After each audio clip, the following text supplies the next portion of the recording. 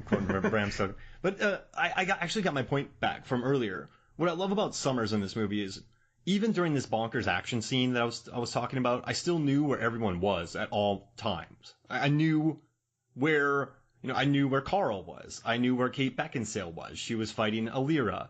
I knew where Van Helsing and Dracula were. The fight scenes make sense. So when he's battling Mr. Hyde, I love the scene. I mean, it's in a bell tower. He gets a bell tower on top of him. He cuts down. Then they start swinging. Then I don't know how much cable can fit into that grappling gun, by the way. He can shoot a quarter mile with that thing, and it's not bigger than a handgun. So where is this? Gas powered. Yeah, where is this cable coming from? Is it like Special Monk? It has to be. But he shoots him in the gut. He swings through him. The action makes sense. I think it's always bombastic and it's always huge, but at least you can follow it. I never lost my place in any of these action scenes. Did you? No, not at all. That's a really great point that I hadn't thought of until you start speaking about it. You do understand what's going on in terms of the action. You don't always understand what's going on in terms of the plot. Yes. Yeah. Yes. Because okay, so there's parts of this movie that I don't understand, and I don't understand Dracula's motivation.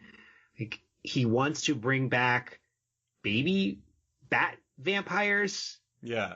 Because his wives are sad. But he doesn't seem to care about his wives or the kids. It's very strange. And it's also strange. Popcorn. Yeah, and he could make more vampires.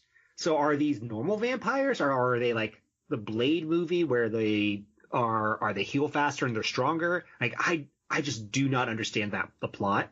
And I didn't understand how Frankenstein fits in. He's a conduit, but if he's a conduit, I didn't get it. And so what I ended up doing was just like, I'm just here for the fight scenes and I'm going to let it roll over me. And I highly recommend doing that. It's much better film when you do it.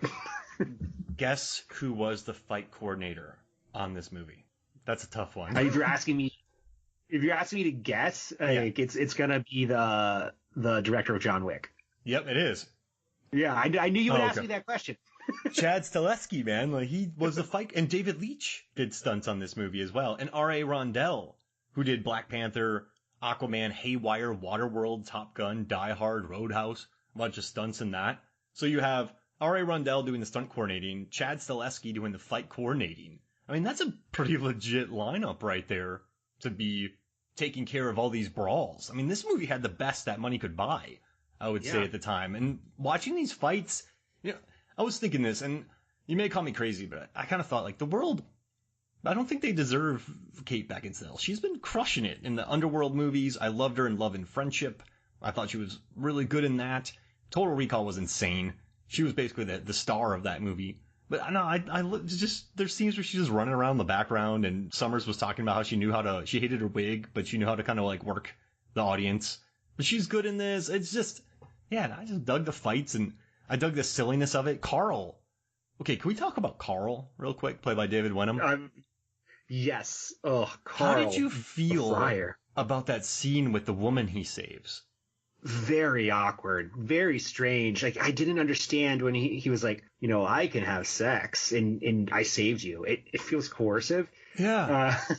Well, it's kind of, it's nuts. It's coercive, right? Maybe, I don't know. She obviously said yes to it, and then she looked happy, but it's just creepy. That's not an endearing trait to a character, I would say. Yeah. I mean, again, this goes back to the choices. It feels like they wanted to lean into the camp and didn't quite do it 100%. They got like 70% in. And if they would have just turned it up a little more, it could have probably been a really fun, weird movie. Oh, yeah. And right now it's like a partial action movie, a partial comedy. It's dripping with erotica. Like, it clearly wants to be a fanfic erotica.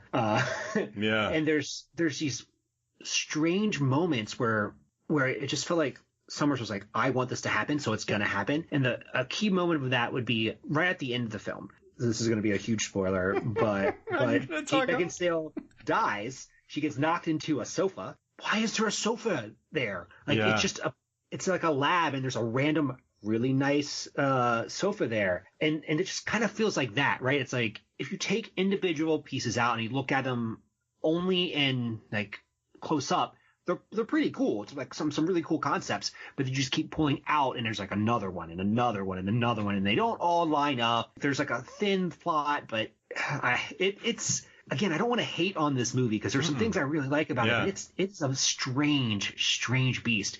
And I saw this opening night at the theater.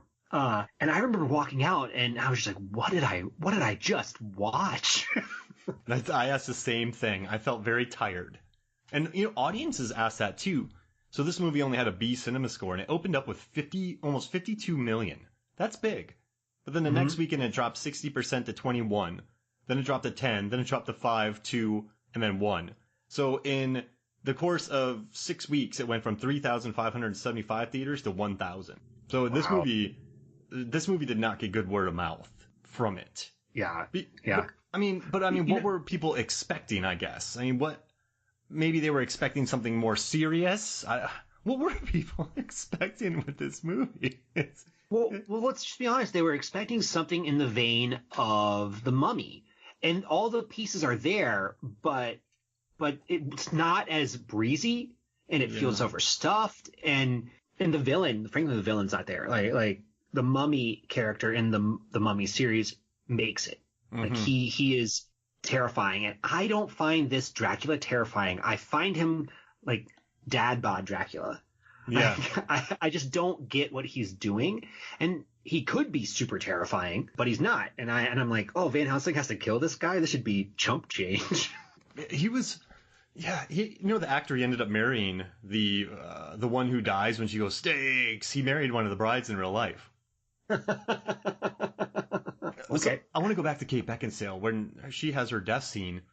The actors went, oh, they actually stuck with that. Like, so the actors were surprised. In the commentary, they went, oh, he did it. Like, I didn't think he was going to do it. They were all... It's a weird ending. Yeah.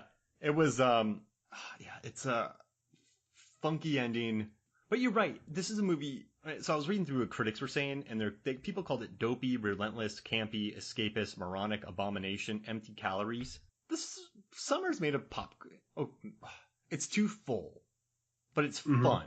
Right? This is the spirit's there, I guess. Yeah. I mean, I can pinpoint the moment it tipped for me. Like the moment when they had to get Frankenstein to Budapest. That scene, that was the tipping point. I was like, why are they going to Budapest? Like, here comes like I said, like individually, that's a cool scene. It's a cool concept. But at the tail end of like 4 other fights, and then you still have 40 minutes left, and I was just like, this is just, you don't need to do this. Do you think there's almost too much because they didn't really even need to make that trip there. They could have gone to another castle. I love the idea of the castle. Like, they capture Frankenstein there, right? And then they take him to a vampire party, and then he goes in and attacks. They probably could have lost all that, right? Yeah. But I'm telling you, the worst thing you can do if you hate this movie is listen to the commentary, because Stephen Sommers was just so infectious about everything. He just wanted to, I don't know, make people have fun, I guess. So it really swayed my thoughts about this movie, I would say. I had 2 thoughts when I was watching this. Like, the first thought I had was, he's very good at explaining all the things that happened and why things happened. And it gives you this giddiness while watching. It's like, oh, I wanted to make this cool scene happen, and here's how I did it. And it wasn't going to work originally, but I fixed it. And they're good stories. And then the second emotion I had was sort of sadness, because they recorded that soundtrack a couple of days before this movie released. And you could hear in his voice how excited he is. Like, this is going to be big. It's going to be we're going to have a couple movies in this series. And I just imagined him, a week later, just like, man, this movie bombed. Yeah. Well, it cleared 100 million its opening weekend. So I guess he could make the excuse of it was a hit, but it just was misunderstood, right? He could lean back on the cult classic vibe, would you say? Yeah. I mean, I would. So here's the thing, like, I'm trying not to rag on it, and it's a weird movie. I would watch this film again, but my caveat would be that I would want to watch it with a bunch of people who want to, razz a movie, because there's just like some really weird things that you can point out. It's like, why did this cow get thrown through this this window. Why does this woman's hair keep changing? Dracula has 9 fingers. When did this happen? Mm-hmm. But then throwing all that in, there's some really neat moments too. I love when Igor, of course, played by everyone's favorite Kevin J. O'Connor, so Benny from The Mummy, I love, and he's in Deep Rising too. But I love when he's shocking the werewolf. He's like, "Why do you do that, Benny?" Or Igor. And Igor's like, "'Cause that's what I do." It's just, he's so good. like, He's that's so a great line, isn't it? I love that line. And just so when Megan would walk in and just get confused when Frankenstein's singing, I want to exist. I mean, just belting songs out. The opening cinematography, though, by Alan DeVoe. He did Empire of the Sun, E.T., The Color Purple, and then a production design by Alan Cameron. He did Starship Troopers, and then a bunch of movies we've talked about: Mummy, Hollow Man, Willow, and Showgirls. By the way, Verhoeven guy. But the beginning looks beautiful. Those 3 minutes, and I love the shot of. I like the gravedigger. He was creepy, and I liked him. It was weird. I was sad he died. Yeah, he was cool, though. He made him sit in the coffin, and then the beginning, that opening shot. The dude just has a cool face, I guess. He looked really good in this kind of a period-type film. I dug it. Yeah. I don't understand why they killed him. Yeah, Unless it was supposed to be homage to, like, a gravedigger in the first Frankenstein movie. But I'm not sure. He got wiped out. And, okay, so, real big question for you. So, if Kate Beckinsale died because Valken dies, if she dies, does that mean her family, they're just stuck in hell and purgatory, which is real because the devil is real. And then in the laboratory where he goes, where he meets Cardinal Jeanette, played by Alan Armstrong, and then he meets his Q, Carl Q, played by David Wenham, there are people there of all different, it looks like there's Indians, there's monks, it looks like it's all diverse in there. Different religions are part of this group. So does that mean all their gods are real? Yeah, that's $1 million question. Yes. yeah. They all exist at the same time. Because the devil's real. Yeah. The devil is the devil is a devil. There's a devil. And a guy can get a spear gun through his belly and be fine, Mr. Hyde. So there's just would you want to live in this world? This place seems crazy. Oh, well, probably not in vampire infested Transylvania. Yeah. In Barris, maybe it'd be better, but there's probably a lot of other things happening that we don't know about because this movie's so big. It does a lot of world building. There's probably they're probably having Jack the Ripper's going to show up. And gargoyles are real. Who knows? They probably would be, right? There's warlocks. Yeah, 100%. Yeah, definitely warlocks. Mark, so every one time we've been on a podcast, or for the last couple of times, we've listed our favorite parts of this film. And I think that I really want to talk about a couple scenes. Yeah, let's do it. And we've covered one of them. So my number 5 is just how absolutely bonkers this film is. Literally bonkers. It just 1 to 100 right off the bat. It's legit bonkers. I appreciate, and I so much appreciate that because I can respect having a vision and pushing to that vision and seeing it through to the end. Oh, and he did. Oh yeah. And that's I think why I appreciate it. This does not feel like a homogenized, big budget safe fest. This is Stephen Sommers given a blank check. Right? You did this. It is. 100%. And sure, maybe he misfired a little bit, but movies that are this insane, that are this jam-packed, that try this much to please people, I don't know, I think they maybe should be applauded as opposed to hated, if that makes sense. Yeah. I mean, he needed someone to say no, but then we wouldn't have ended up with something that's weird.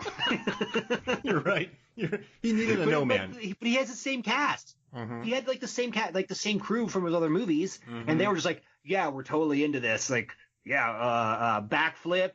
Sure, we'll put a backflip in. No reason, do it. Cow through a window. Yeah, let's do that. My favorite line. Too bad, so sad. Oh, yeah, sure, put that in. Oh, I love it so much. And so one time on set, the werewolf guy, Will Kemp, just went, that'd be cool to show how strong I am if I could just flip a table.